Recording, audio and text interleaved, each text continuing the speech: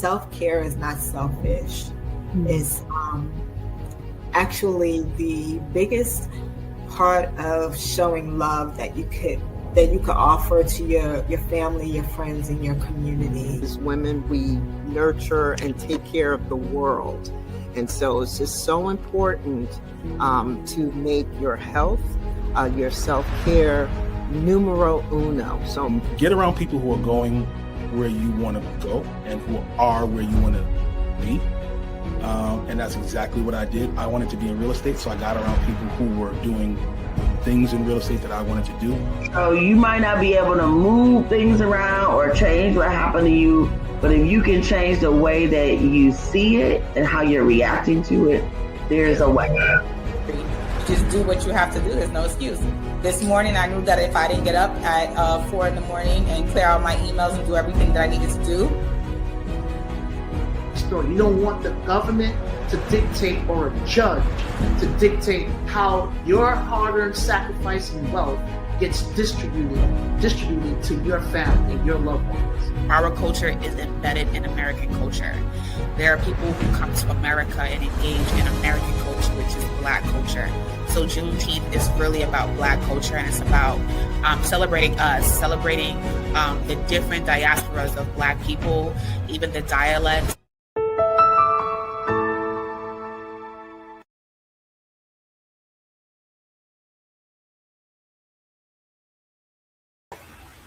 Hello, hello, and hello. Welcome, everybody. Happy Thursday. I was about to say Tuesday. I'm like, wait, it's not Tuesday. The week is going by really fast. I'm like, tomorrow is May. No. So welcome, hello, and thank you all for joining us. Welcome to Juneteenth Lunch and Learn Thursdays, where culture meets innovation and access becomes ownership. Today's conversation is about more than technology. It's about transformation. This month, we have been focusing heavily on Blacks in technology. Why? Because we don't see a lot of us in them. And we talk about the sciences, we talk about math, but technology is also a very big part of our future. If you don't know, if you're not utilizing technology, then that is where the space that we fall to the most, right? Not having a lot of us, and we're brilliant minds. So how can we tap more into those spaces? So this platform, we are really utilizing it to highlight some of those things. We are living in a time where access to information, platforms, tools have never been greater than what we experience right now. But access alone is not enough. We have to know what to do with it. So the real question, how do we move from simply participating in systems to owning what shapes our future? We are honored today to have one of my friends, one of our board members for Juneteenth, Kelli Cooper. She is a Brooklyn-based community leader, creative. She is a nonprofit founder and advocate. She's an advocate committed to restoring culture, wealth, and wellness in Black communities. From when I first started engaging with her, everything with her was always about Black Wall Street, togetherness, growth, like all of the things that we embody here at Juneteenth NYC. Kelli's work sits at the intersection of storytelling. She is a storyteller at heart and everything that she does. She's a skater, grassroots actions, economic empowerment. She is the host of the Hot Box NY, a podcast dedicated to Black economic advancement through music, food, and creativity, all of the spaces that I absolutely enjoy and love. Using culture as both conversation and a catalyst. And that's, again, another space where we are interconnected, because guess what? In our community, we do something that's called edutainment, right? Where education and entertainment tap into each other. With an educational background in mental health, Kelli brings a unique and holistic perspective to community building, understanding that economic progress cannot be separated from wellness, identity, and collection healing. Absolutely. As a mother of 3 and a first-generation college graduate, her journey reflects resilience, vision, and the determination to create pathways not only for herself, but for the future generations that come behind her. Today, Kelli will challenge us to think differently about technology, not simply as a tool of convenience, but as a vehicle for ownership, equity, and long term power. Let's welcome my sis, Kelli Cooper, to the stage. Hello, hello. How you doing? How you doing, Kelli?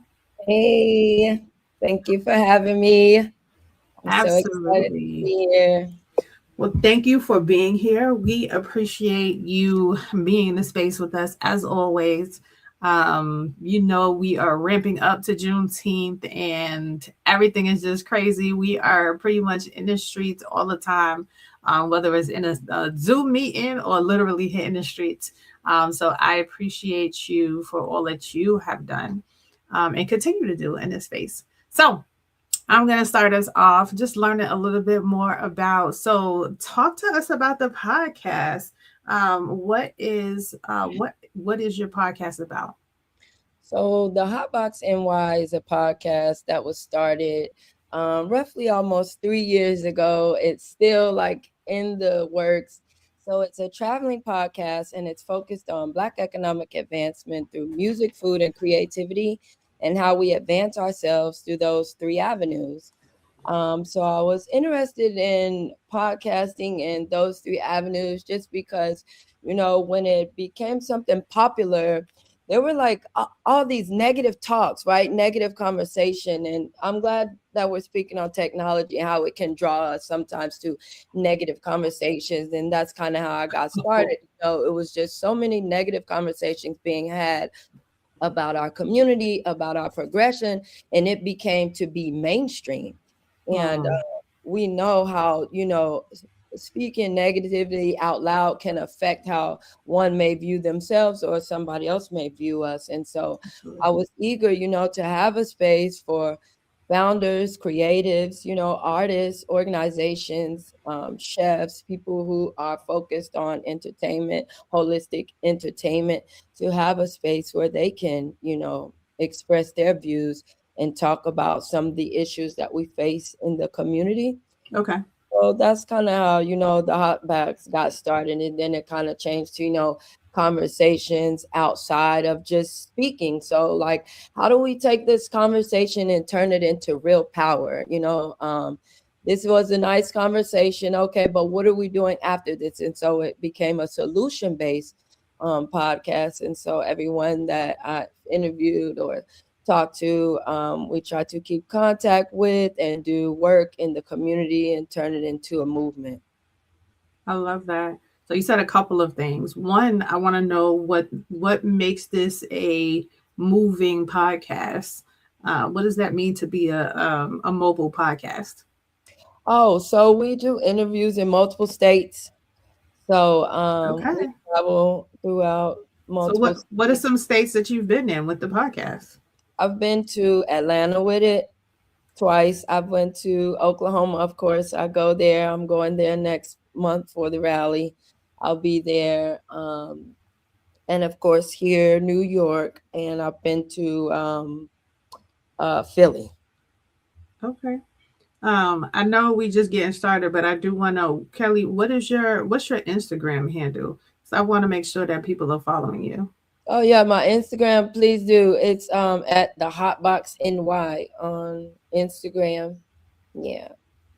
So it's at the Hotbox NY. So what made you choose Hotbox NY? Like what?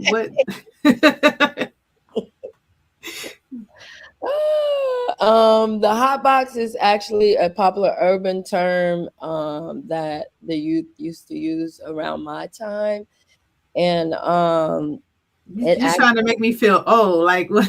no, you too. I'm about to Like, see you. No, no, I'm gonna keep it classy on here, but it is what it's gonna be. So the hot box was a term used around like the late 2000s, early 2000s, and it was when maybe a group of teens got inside of a car with the windows up and possibly engaged in activity that created smoke in the air. And So that's the hot box. Like that's where that term came from. But yeah. Got you. I'm using Okay. it. Okay. I got you. I got you. So, we jump back in. So, you talked about ownership. What does the phrase access to ownership mean to you? I think that for me, for access ownership. So let me go. I'll just talk about basically some numbers. So we know that roughly in the South, only 38% of households have internet access. Well, they lack internet access. We know that Black Americans have the highest index of streaming video in usage in America. And we also know that now 92% or more Black Americans have ownership of a cell phone. But we are lacking right now access and ownership to home internet. And for me, ownership and access kind of go hand in hand. And so what that means for me, and I know, is that technology is the most powerful tool of our time, but access alone does not equal Absolutely. ownership. We know that just thinking about Juneteenth and how information can be delayed, we know that delayed access to information delays our freedom. And so, what does that mean? While half of us don't have internet or home internet access, that limits our access to freedom and growth, especially when we're thinking about moving forward. So, today we're looking to change the shift from access to control. And that's really what we're moving towards. So, what does it look like to move from access or lack of access to controlling the situation, especially in a situation where, or in spaces where, like you said, in a lot of our Black communities, Wi-Fi, internet is not accessible as rapidly, right? And during COVID, we really saw that exacerbated. Our kids had to live at home, and kids got a pass because they couldn't log on, like they didn't have a hotspot. And so the schools had to find ways to get hotspots sent to the students so that they can have access. But that one hotspot was like school, work for parents. Yeah. It became like entertainment for the family. Like it became a real gold mine. So talk to us about what the difference between with that, how we can make a change if we don't have access. How do we get in and move into that control space? Yes. So, organizations, service providers beginning to create opportunities for those who don't have access to have access. So, one thing when we're thinking about rebuilding financial districts, I've always thought about hubs, right? So if someone is not able to access internet in the home, they can access internet outside of the home. Now we do know that there is opportunities for families to access internet outside of the home, broadbands, the libraries and things of that nature. And that's where you change it from access to ownership. So while the numbers may reflect or seem as though we are having access, or it may seem as though it's a little bit of access, how then can we use that little bit of access to get us somewhere further in the future? So that means utilizing that little bit of access that we have. So I mentioned that Black Americans have the highest index for streaming and video entertainment. How can we change that trajectory into the highest education research type of information of such? And so really just paying attention to what we're accessing while we have quote unquote that little bit of access. So, as you were talking, what came into my spirit was the fact that why don't we have, like, what in us, what in our culture do you think is stopping us from being more educationally focused, like going into education as a space? I talk about with Juneteenth that we focus on edutainment, education with entertainment, right? We'll couple a fashion show and we'll have some educational pieces dropped in between it. We'll do a toy giveaway and we'll have a fashion show that has a piece that's telling you about autism awareness, or we'll do a fashion and talk about cancer awareness. Why? What do you feel is the reason why we don't focus on education? Like we're not big on education. I think that again, when we're speaking about the access and who has the access, and access means control, right? So while maybe 38% of the Black community is lacking control, more has the access, but they are not rendering the services. So how you just said, we expose the community to educate and entertainment. So we will need more opportunities for that, because there is an overwhelming amount of opportunities for entertainment and streaming and all of that to be broadcast either negatively, or it doesn't have any effect on our growth. That's so broad. And then when we say we want access to education, those things are so small. And so the ones who do have the education have to reach out to the broader community for that to change. One thing that I also stress the importance of, and this is really the holistic part of building and understanding how we've been strategically compromised mentally. Our mental state have been strategically compromised, and we are like I don't like to call it like a mentally ill sickness, but we are at some point going through a mental illness, and a lot of things are being affected by that, i.e. our financial state, our physical state, how we suffer from obesity, high blood pressure. All of these things are coming from the mental state that which we are in, and it's physically manifesting in our body as sickness, and that shows up and that affects how our brain is functioning, and that affects how we receive and interpret information. Therefore, it seems like most of our community is geared towards negative information, negativity. Not only do we lack access, but we also have more access to negative information, food that does not produce good things in the body. It cannot get fluids, or our dehydration is down. And so there's a lot of things mentally and physically that's affecting how we show up. And that's some of the things that we'll begin to look at, as we move forward and speaking about building and access.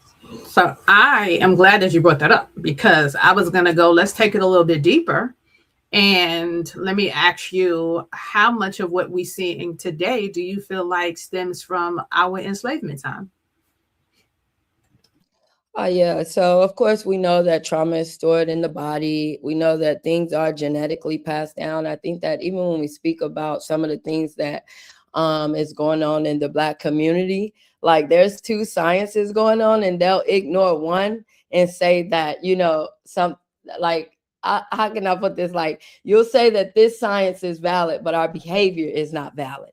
And so there's two things being ignored there. Our behavior is a reflection of things that have been systematically done to us and physically done to us over generations of time.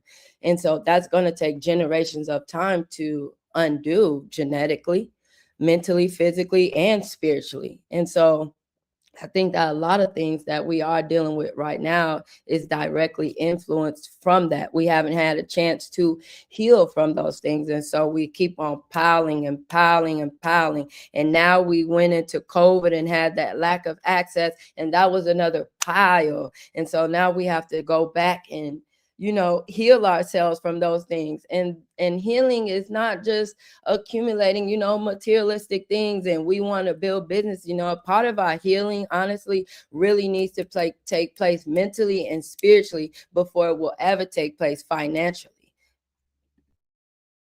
Yeah, absolutely. I love that. So you talked about mental health being a big factor. How has your own mental health background shaped your leadership and your advocacy? I think that honestly, mental health is like a spectrum. I feel like, and it can be a fluctuating spectrum. Maybe sometimes you may be in a better mental state, and maybe sometimes you're not. And those things can kind of fluctuate. I think, my work keeps me mentally grounded. Like the work that I'm invested in, the determination in my community keeps me mentally grounded, constantly gaining access to new ideas and expose myself. So again, those who have access have to then begin to give others access in order for it to happen. So if I have access, even mentally, some people have access to things that mentally others don't. So if I have the mental access to what foods are right, what herbs are right, those things need to be broadcast on a larger scale versus those things are now on a smaller scale. Like we have to go searching and searching and searching and searching the internet. But if you want to find something negative, oh, you don't have to search at all. It's there. It is right in your face. You can begin to just whisper around your technology and tell it, crazy stuff, and it's gonna bring up all this negative stuff. But everything that we need, in front of us and access to, we have to do so much digging, and this is the beauty of my nonprofit, and what I believe that we have the power to do is cultivate, and again, like I tell you, create a new way of living. And when we do that, we will inspire a whirlwind of global change. We have the influence, we have the opportunity, we are in an opportunity.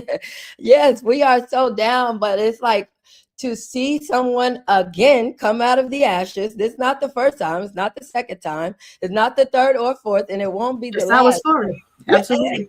It's our generational story. Literally, this is our story. Resilience, right? Like we're rooted in this. Like you said, it's just like these are our roots. Like to just be resilient is like a root of us. And having access to those things and building those things up for our community, we put in those things in the forefront. So when we're talking about technology and how we can utilize technology to take over things, we have to put those things in the forefront for our community. So we have to stop utilizing those negatives in our community and take over the positive. But again, how do we do that when we're constantly under a mental compromise? Absolutely. And I feel like daily there is more and more of that compounded. And that's why I always say that, I'm not going to give the devil the glory, because the things that we continue to experience, I'm like, it's a distraction. Like it's meant to be a distraction, because when we get clear on our purpose and when we start operating and we start walking in it, everything just starts to happen. And our pastor talks about all the time, we can't, what does he say? That when you know that you're operating in your purpose and that you are in God's plan because of everything starting to hit you. If things are not hitting you, you're probably walking the wrong way. You better turn around and go somewhere else. And it's so true, because I can't tell you a time that hasn't been the case, that when I'm nose down, head, feet, nails, like 10 toes down, that's when the most challenges start to arise and hit you from different angles. So you talked about your nonprofit organization. You also talked a little bit about the Hot Box and why. But can you talk about how podcasts and digital platforms overall become tools for education and empowerment for our community? Yeah. So we know that technology allows global visibility for Black-owned businesses. It allows faster communication and connection. It lowers barriers for entry. But without visibility and without ownership, there is no power. And so how can we use these platforms, again, like I said, to speak positively about our people, right? The digital tools and power modern economics that we have, the e-commerce systems, the online banking, the payment platforms, these tools can help us create digital financial districts if we control them. We have to be, that's why I say, like, it's so important. Like, it's so nice because we're in a place of innovation, right? Half of the world is in a place of stagnation and regurgitation. like, because they have always been in these positions. They have been serving in government 30, 40 years. They have been on. So we're in a place where not only are we creating new systems, new pipeline, new tools, but basically opening up that door for, our future generations to take over. So, those things are definitely important. And so, using those platforms to take over those digital spaces is what's important. We know that many businesses rely fully on like social media platforms, and so that's another way to use it. We know that if the platform changes or disappears, so does the visibility, right? And so how can we learn to pivot during those times of digital transformations, right? How do ownership require independency from the platforms? And so owning these platforms, even, we have our platform as well. And still, that's like, and I love that platform because I was thinking of that years ago. I won't even say anything, but I already knew, like, I know like that was going to be a thing. I already knew. But like, that is still like fresh. Like, it's still a little bit before its time. And then we still have an opportunity to use that digital platform, create it, sustain it, and take over a market with that within our people. It's not like we got to stop thinking like we're trying to take over their markets. We're just trying to build and sustain our own markets. That's it. You just hit my whole soul. You just hit my whole soul, my whole spirit. Like everything that you just said, the Holy Spirit was just rebuking me and was like, see, she's speaking into you. She's telling you, like, stop, like, you got this. Like you said, like, we have been leading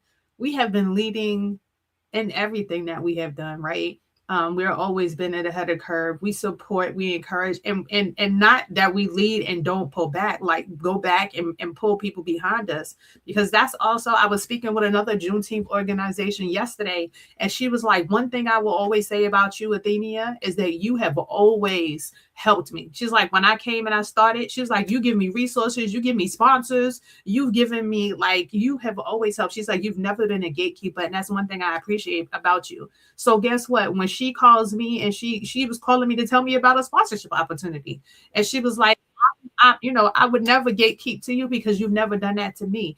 And, and she's coming to me like, who else should we, be offering this opportunity to? And I'm like, nothing but the blessings of God in those kind of spaces, right? When we're continuing to pour out into our community, because when you pour out, you get back. And it might not be from the same person that you poured out to. And a lot of times we're looking for reciprocity from the individual that we gave to, right? We're like, oh, well, I gave to this one.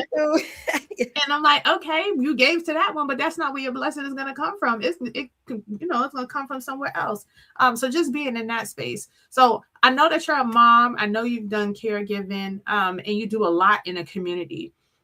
So how can mothers, caregivers, and everyday community leaders participate in building economic power?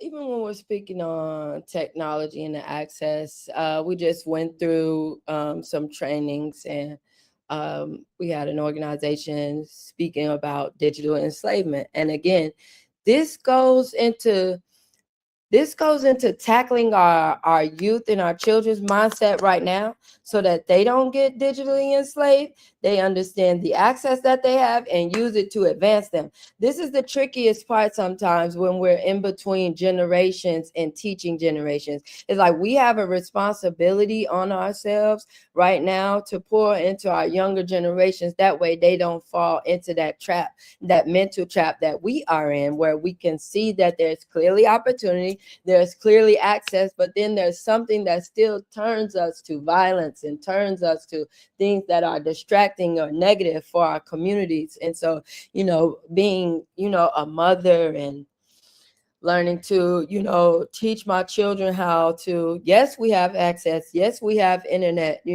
but how can you use this to advance yourself, and not just sitting there essentially like scrolling and things. How can we teach our kids and advance them, and show them, right? Like, although you have a phone, make sure that you're using this for advancement. This is a tool. It's not a dependency. And so a part of creating economic, strategy and advancement, just being a mother or a community leader, it's about utilizing what we have, the resources and tools, and building towards that. One thing also that I try to express and stress is that, and I think I told you this in a meeting, that within our community, a lot of us, not a lot of us, more than half of our community, honestly, is just in places that don't help us thrive or grow. As a community, we are spending time in places that's taking from our family, from our growth, and we don't kind of know how to get out of that mind of like capitalism and how to get back to unity. There's, again, this is the mental complexity that's going on within our community of being somewhere and serving another community's purpose while your community is in need. So how do we create those opportunities for, like you say, the everyday mother, father, grandparents to be involved in economic advancement? But it also starts, like we say, at home. So how do we do that at home, right? By limiting access to negative thoughts and negativity that's pushed towards the Black community, by giving your children access to things that can spiritually, physically, mentally, or economically advance them.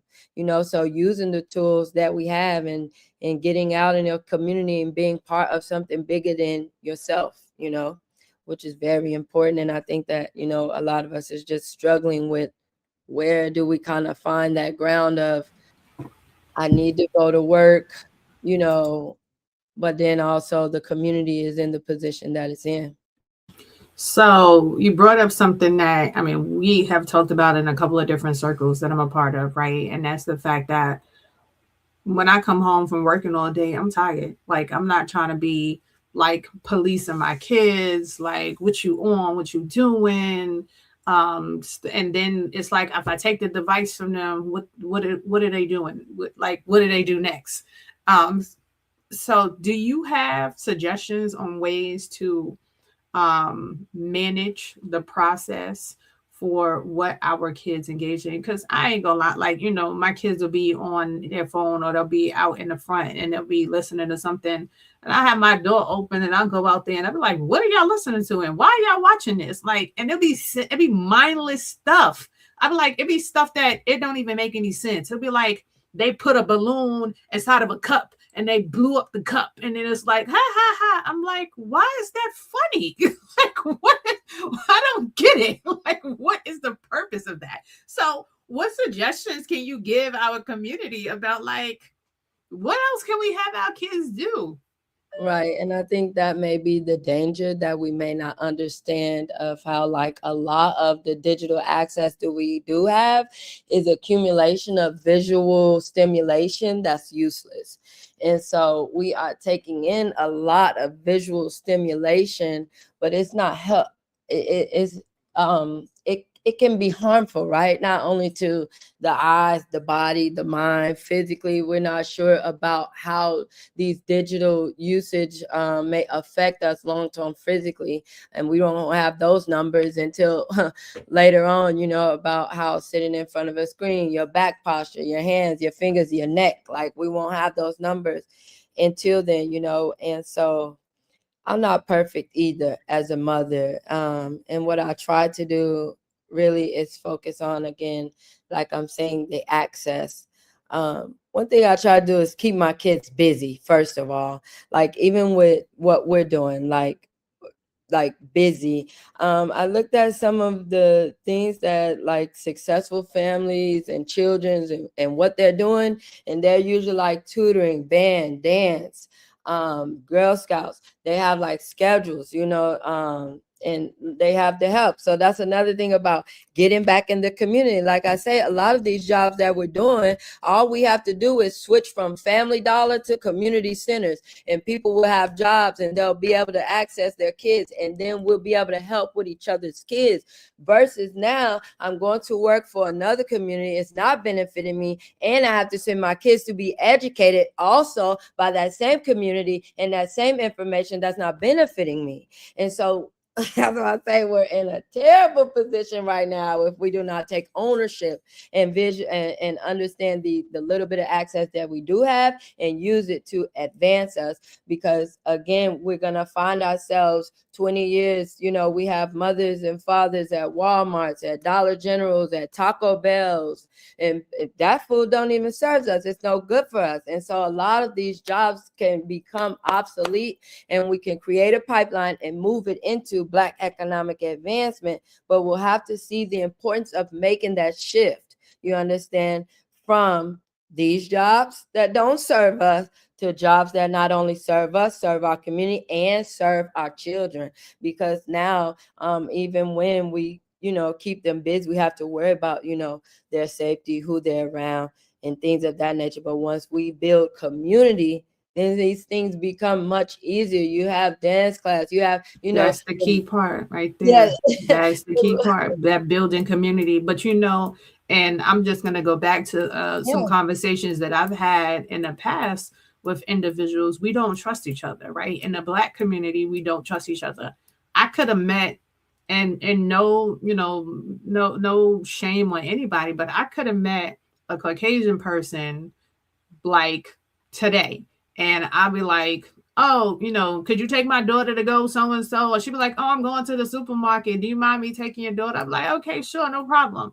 But if it's a person of color, I'm like, where you going? What time you coming back? How long you gonna be there? Who else is going? Like, we get into this space where we have such a lack of trust, where we are always thinking the worst about each other. And not to say that we shouldn't be cautious in every interaction that we have, but that is what limits us. I mean, I'm the PTA president over at my daughter's school, and I joined because I saw what being in a PTA would does, right? Being able to bring families together, being able to be a voice, because I know everybody can't work from home. Everyone is not an entrepreneur. And so they don't have the ability to be able to be at their child's school on a drop of a dime, or to call out of work without having any kind of repercussions happen for them, right? So I feel like, hey, give me a call. I'll go and stand proxy for your child. I'll go root your child on and be like, yeah, that's our baby. Take some pictures, send it to you, all of that. Like, we don't do enough of that community work. I need you to pick up my daughter on the way home. Can you drop her off? Or my son? Like, we're not doing that. So when I think about, and I watch movies, as you were talking about our kids being involved in stuff, my mind went to movies where I saw, again, Caucasian families where they have their schedule on the refrigerator, and it's like Monday is, like you said, Girl Scout, soccer. Tuesday is cheerleading and gymnastics. Wednesday is the tutoring and blah, blah, blah. And, and Saturday is family time.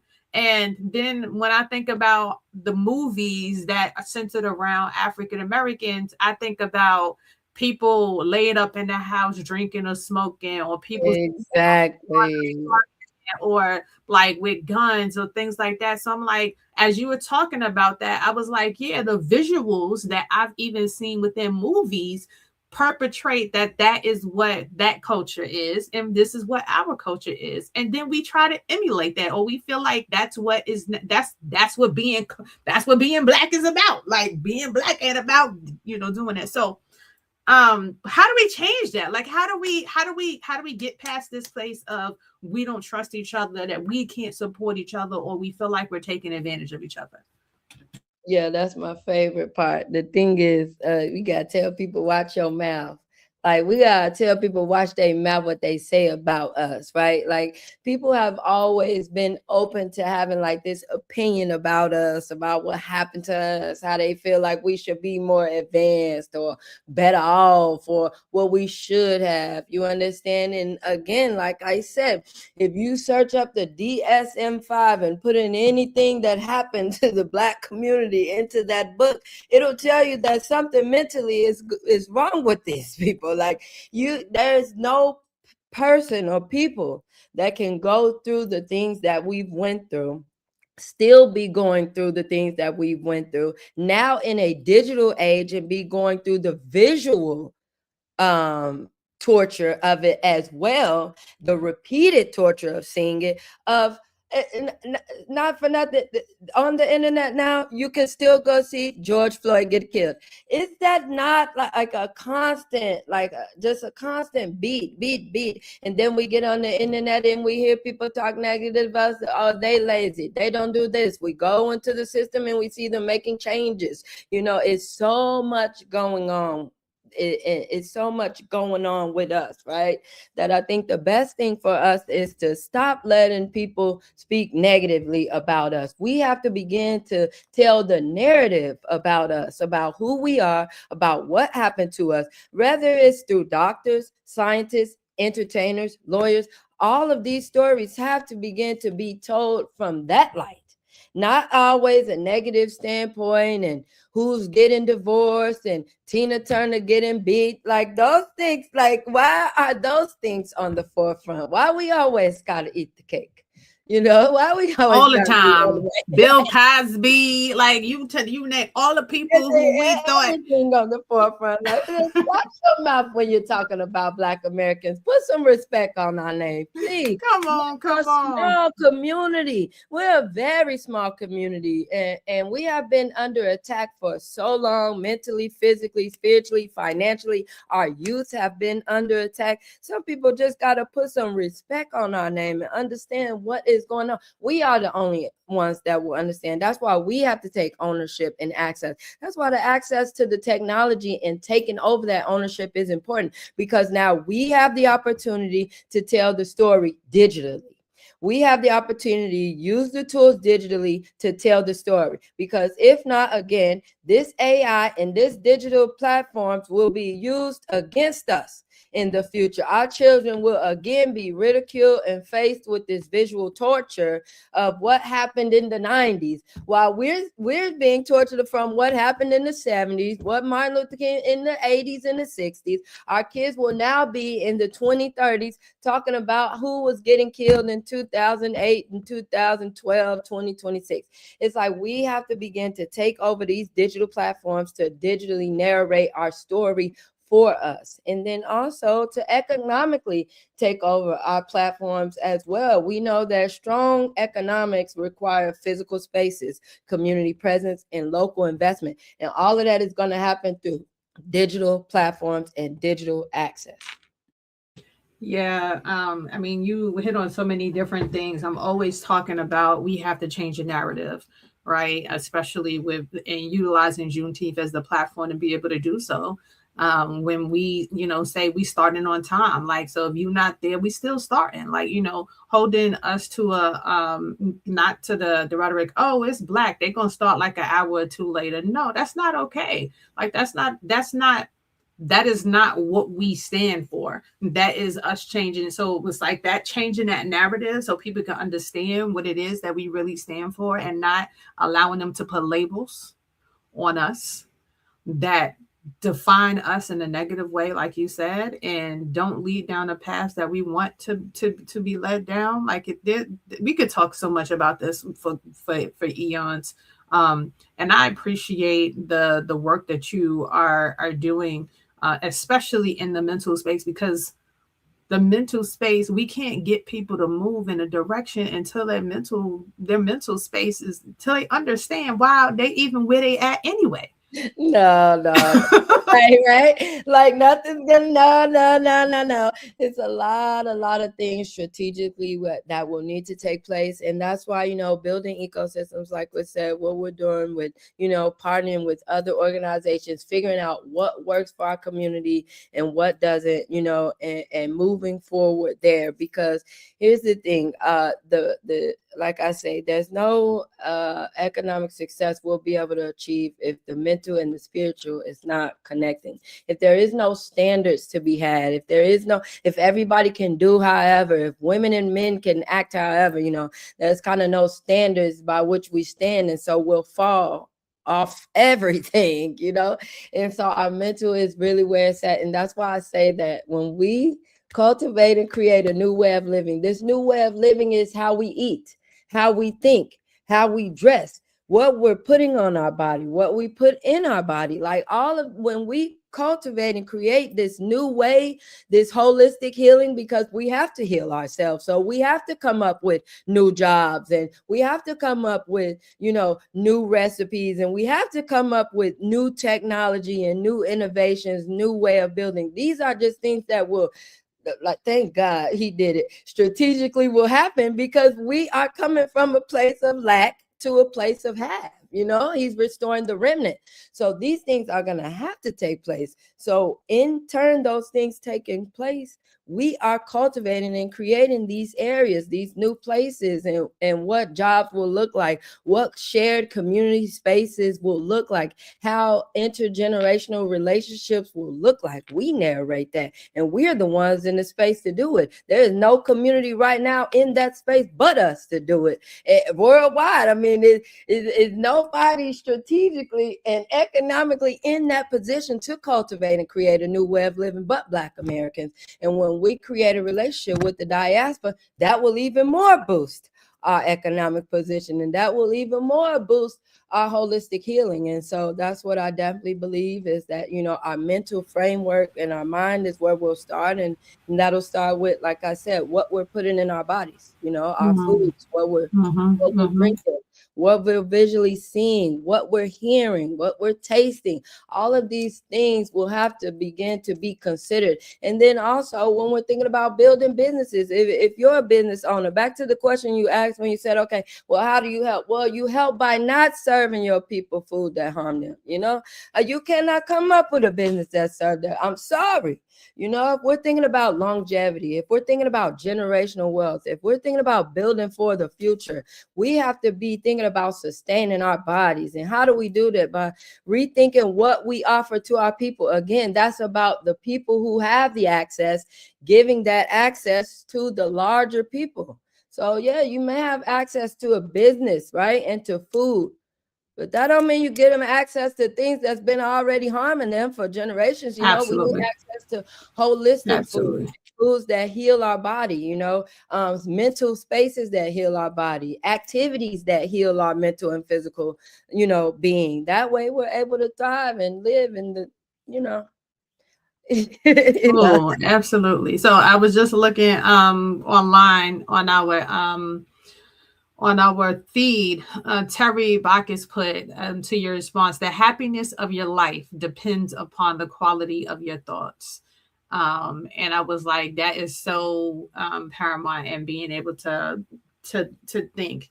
We, depending on what we think or how we think about life, will absolutely depend on the quality of what we feel our life living or our life's purpose actually is. Correct. And shout out to Terry. He gives tours of Black Wall Street in Tulsa, Oklahoma. He's Mr. Greenwood, they call him. So thank you, Terry, for that comment.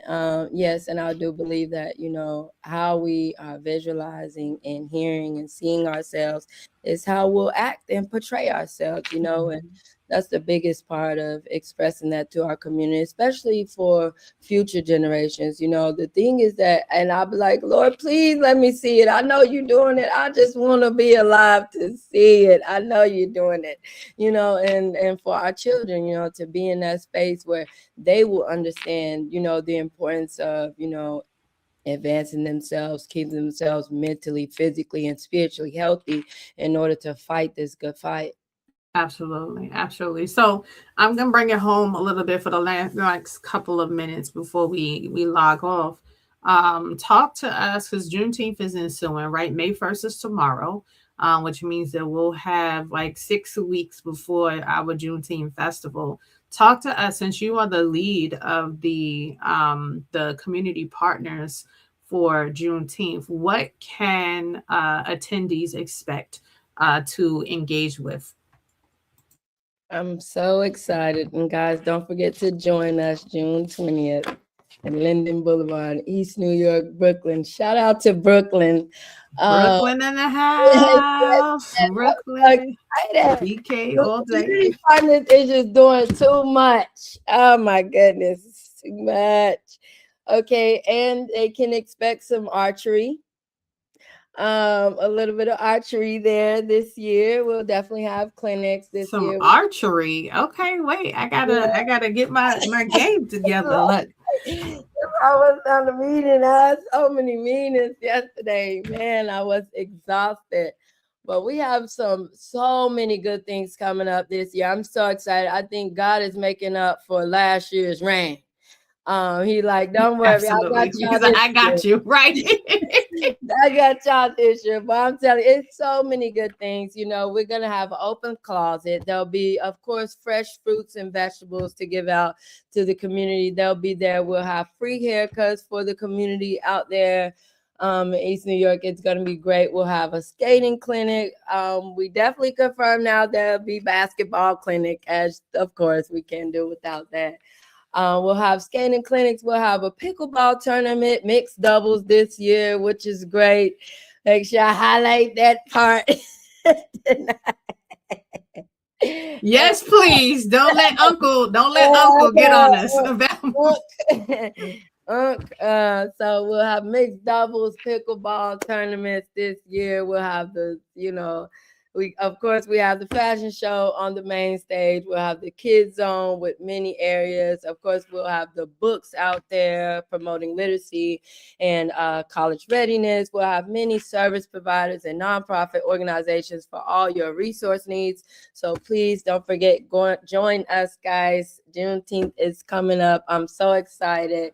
And last thing, let me say this, I always tell you that even though you've been doing this like 17 years, I tell you, you were before your time. Like you did all of your trainings and everything. All of that was training out there. Like most nonprofits, they don't succeed after 10 years, it's over with more. So you're in your 17th year. And now is the time for like a space of cultural events. Like you said, what you call it? I can't even pronounce it. I'm tongue tied. I used to speak with a list. Edutain. Edutainment. As we bring Yes, that edutainment to term. the You need to table. coin that term, but they're gonna start stealing it. They're gonna start doing it. I'm telling you, you're definitely before your time with Juneteenth and like cultural celebrations and like reconnecting the community back to cultural celebrations while Absolutely. also being educated around that and what that means. So Absolutely. I'm so excited for this year's Juneteenth celebration. Guys, don't forget, join us. JuneteenthNY.com. But I just want to give you your flowers as well, Kelli, because one, you believe in not just me, but believe in the growth of our community. You believe in everything wholeheartedly, right? Like the way you show up unapologetically. Beautiful, right? You show up in an unapologetic space of Black excellence. And I just want to say thank you for continuing to be the person who you are, Kelli. Thank you for everything that you bring to the table. I remember the first time I was like, I know this girl not on skates while she doing but you like that, you have embodied that everywhere that you have gone. And now, you know what? That's what stands out to me about you. Every time I think about you, I remember that first time that I met you and that you were in that space, and you were just so bubbly and so kind and so loving and so welcoming. And you have not changed in what, the 3-4 years I want to say now, 4 years. 4 years that I have known you. Like you have continued. And I'm ready to fight anybody. Let me take my spot. Absolutely not. You are doing the thing. So I'm excited to even hear and know about all of the things that are coming for our community this year. Definitely go to the website JuneteenthNY.com to register, especially for all of the activities. And it's FIFA World Cup, so we're gonna have some soccer clinics on the field as well, just so that we can be a part. And this is especially the best time for us to have that hodgepodge connection of culture, right? This is an African American event. We are talking about the culture of African Americans and those things that we have experienced here in America. But our stories are aligned, and we are connected by the motherland, right? And so all of us have something to contribute in this space, and we look forward to having you all there. Before we close out, are there any last words that you would like to share to the community? No, thank you guys. Please follow me at the Hotbox NY on Instagram. Follow me on Facebook as well at the Hotbox NY, Instagram at BWS Kelly. And I believe that's all. Awesome, awesome.